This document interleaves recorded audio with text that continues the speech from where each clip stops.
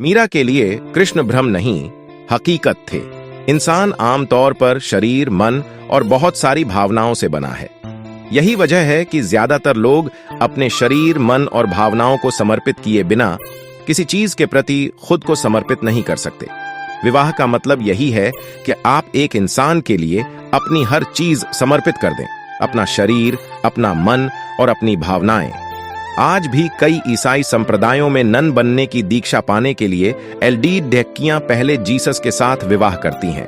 कुछ लोगों के लिए यह समर्पण शरीर, मन और भावनाओं के परे एक ऐसे धरातल पर पहुंच गया जो बिल्कुल अलग था, जहां यह उनके लिए परम सत्य बन गया था। ऐसे लोगों में से एक मीराबाई थीं, जो कृष्ण को अपना पति मानती थीं। कृष्ण को लेकर मीरा इतनी दीवानी थीं कि महज 8 साल की उम्र में मन ही मन उन्होंने कृष्ण से विवाह कर लिया। उनके भावों की तीव्रता इतनी गहन थी कि कृष्ण उनके लिए सच्चाई बन गए। ये मीरा के लिए कोई मतिभ्रम नहीं था, ये एक सच्चाई थी कि कृष्ण उनके साथ उठते बैठते थे, घूमते थे। ऐसे में मीरा के पति को उनके साथ दिक्कत होने लगी, क्योंकि वह हमेशा अपने दिव्य प्रेमी के साथ रहती। यहां तक कि मीरा ने अपने दिव्य प्रेमी के साथ संभोग भी किया। उनके पति ने हर संभव कोशिश की यह सब समझने की, क्योंकि वह मीरा को वाकई प्यार करता था, लेकिन वह नहीं जान सका कि आखिर मीरा के साथ हो क्या रहा है। दरअसल मीरा जिस स्थिति से गुजर रही थीं और उनके साथ जो भी हो रहा था वह बहुत वास्तविक लगता था, लेकिन उनके पति को कुछ भी नजर नहीं आता था। वह इतना निराश हो गया कि एक दिन उसने खुद को नीले रंग से पोत लिया, कृष्ण की तरह के पोशाक पहनकर मीरा के पास आया। दुर्भाग्य से उसने गलत तरह के रंग का इस्तेमाल कर लिया, जिसकी वजह से उसे एलर्जी हो गई और शरीर पर चकत्ते निकल आए। मीरा के इर्द गिर्द के लोग शुरुआत में बड्ढे चकराए कि आखिर मीरा का क्या करें। बाद में जब कृष्ण के प्रति मीरा का प्रेम अपनी चरम ऊंचाइयों तक पहुंच गया, तब लोगों को यह समझ आया कि वे कोई असाधारण औरत हैं।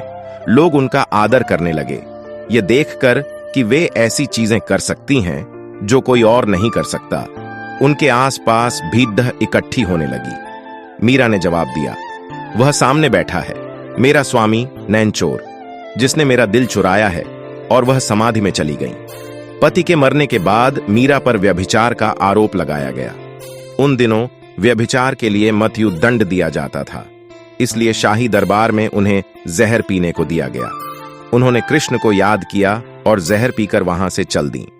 लोग उनके मरने का इंतजार कर रहे थे, लेकिन वह स्वस्थ और प्रसन्न बनी रहीं। इस तरह की कई घटनाएं हुईं। दरअसल भक्ति ऐसी चीज है जो व्यक्ति को खुद से भी खाली कर देती है। जब मैं भक्ति कहता हूं तो मैं किसी मत या धारणा में विश्वास की बात नहीं कर रहा हूं। मेरा मतलब पूरे भरोसे और आस्था के साथ आगे बढ़ने से है। तो सवाल उठता है कि मैं भरोसा कैसे करूं? आप इस धरती पर आराम से बैठे हैं, यह भी भरोसा ही है। यह गोल धरती बड़ी तेजी से अपनी धुरी पर और सूरज के चारों ओर घूम रही है।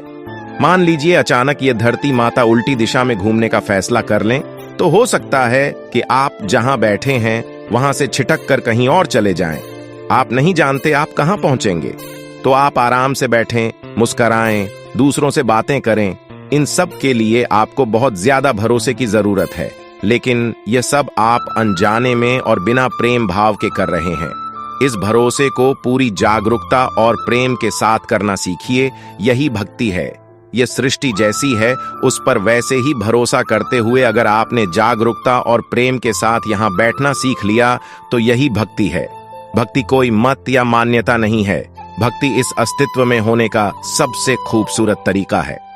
तो मित्रों, वीडियो कैसी लगी कमेंट्स बॉक्स में जरूर बताना और चैनल को सब्सक्राइब कर देना। तो मिलते हैं अगली वीडियो में।